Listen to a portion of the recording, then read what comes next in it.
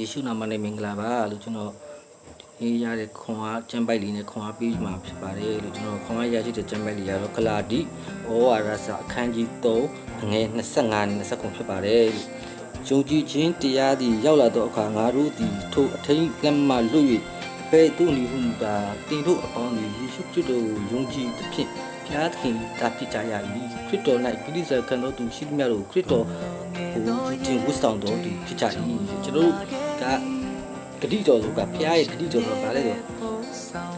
ုကျွန်တော်တို့ပြည့်ညက်တရားရဲ့အောက်မှာကျွန်တော်တို့ကရှိနေတာဖြစ်တယ်ပြည့်ညက်တရားရဲ့အောက်ဆိုတော့ကျွန်တော်တို့ကအပြစ်တွေကဖုံးလွှမ်းနေပြီပြည့်ညက်တရားကကျွန်တော်တို့ရဲ့အပြစ်တွေကိုမလွတ်မြောက်စေနိုင်ဘူးအဲ့ဒါကြောင့်မလို့ကျွန်တော်တို့လွတ်မြောက်စေဖို့အတွက်ဘုရားနေပြီးတော့ကျွန်တော်တို့ရဲ့ပြည့်ညက်တရားနေရာမှာကျွန်တော်တို့ခရစ်တော်ကိုအစားထိုးပြီးတော့ကားတိုင်းမှာကျွန်တော်တို့ရဲ့အပြစ်များတွေတွေးသွင်းနေတာဖြစ်တယ်အဲ့ဒါကဘုရားခင်ထားပြီးသားတဲ့ဂတိတော်ဖြစ်တဲ့အဲ့ဒါယေရှုခရစ်တော်ကို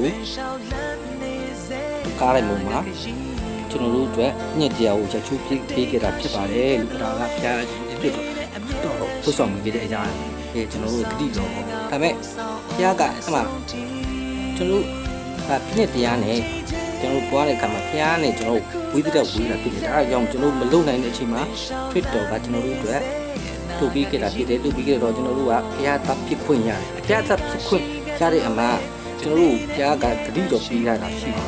အဲ့ဂတိတော်ကကျွန်တော်တို့ဂလာတိအခန်းကြီး9ငယ်29မှာကျွန်တော်တို့ဘုရားကဂတိတော်ပေးတာရှိတယ်ခရစ်တော်နဲ့ဆက်ဆိုင်နေအာဗြဟံအမျိုးငယ်ပြင်ဖြစ်ပြီးဂတိတော်အတိုင်း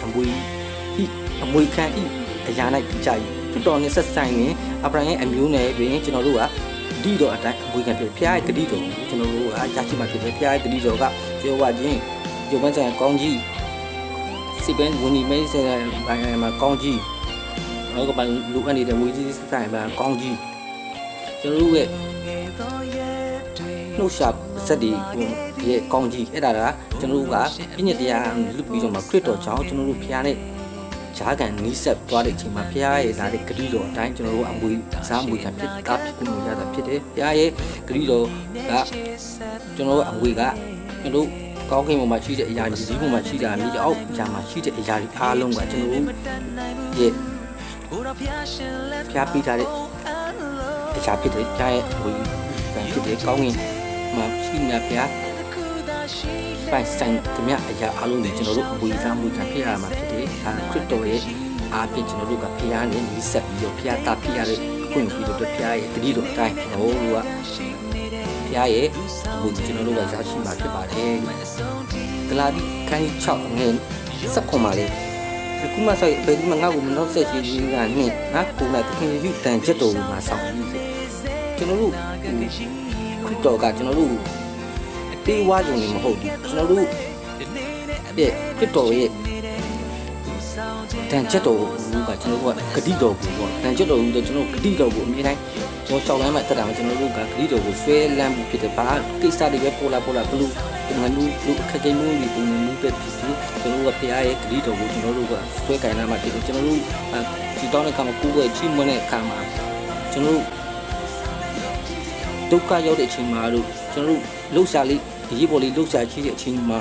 တို့အကြမှာကျွန်တော်တို့ကဆူတောင်းခြင်းတို့ကိုးကွယ်ခြင်းတို့လုပ်ပဲねကျွန်တော်တို့ကကောင်းတဲ့အချိန်မှာကောကျွန်တော်တို့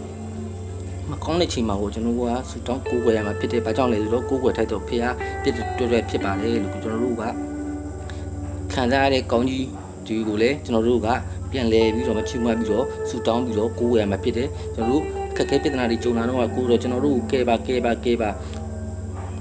ဆိုတာထက်ကျွန်တော်တို့ဟိုလုတ်ပြီးသားအရာတွေထက်လုတ်ပေးအောင်မဲ့အရာတွေဖျားပြစ်စင်လာမဲ့အရာတွေဘာတွေလဲဆိုတာကိုကျွန်တော်တို့ကဂတိတော်အတိုင်းဆွဲလန်းပြီးတော့ကိုးကွယ်ရမှာဖြစ်ပါတယ်လို့ဘုရားကိုဆူတောင်းတဲ့အခါမှာကျွန်တော်ကိုးကွယ်တဲ့အခါမှာသူတွေမစင်စားတဲ့အရာတွေသူတွေမတွေးထားတဲ့အရာတွေလူတွေမကြားနိုင်တဲ့အရာတွေကိုကျွန်တော်တို့အတွက်ဘုရားဂတိတော်ကကျွန်တော်တို့ဟိုပြင်ဆင်လာပြီးသားဖြစ်တယ်အဲ့ဒါကိုကျွန်တော်တို့ကဘုရားစီကလာတဲ့ဂတိတော်ကိုဆွဲလန်းပြီးတော့မှကျွန်တော်တို့ကစုပ်ကန်ပြီးတော့မှဆူတောင်းကိုးကွယ်အားမှာဖြစ်ပါတယ်လို့ကျွန်တော်တို့ဝမ်းနေသည်ဖြစ်ပြီးဝမ်းမြောက်သည်ချင်းပြီးပျော်သည်ဖြစ်ပြီးပျော်သည်ဖြစ်ပြီးကျွန်တော်တို့ကချီးမွမ်းကိုးကွယ်အားမှာဖြစ်ပါတယ်ဘုရားနဲ့ဂတိတော်ကတောင်းရင်ရမည်ရ ရှာလင်တွေ့ပြီဆိုတဲ့ဂတိတော်အတိုင်းကျွန်တော်တို့ကတောင်းအောင်မှာဖြစ်တယ်ဘုရားသခင်ကကျွန်တော်တို့ကိုပေးပြီးသွားပြီဖြစ်တယ်ခရစ်တော်ရဲ့ကားတိုင်းပေါ်မှာကျွန်တော်တို့တွေးတော့တွန်းတော့အတွေးတော်အဖြစ်ကျွန်တော်တို့အရာအလုံးကိုကျွန်တော်တို့ကိုလွတ်မြောက်စေပြီးသွားပြီဖြစ်တယ်အဲ့ဒါကိုကျွန်တော်တို့ကဂတိတော်ကိုဆွဲကင်ပြီးတော့ဘုရားသခင်မှာကျွန်တော်တို့တောင်းကြမှာဖြစ်ပါတယ်လို့ရောက်စီတိုင်းကိုဂတိတော်လာစီတိုင်းဘုရားသခင်အများစွာသောကောင်းကြီးမင်္ဂလာချပေးပါစေ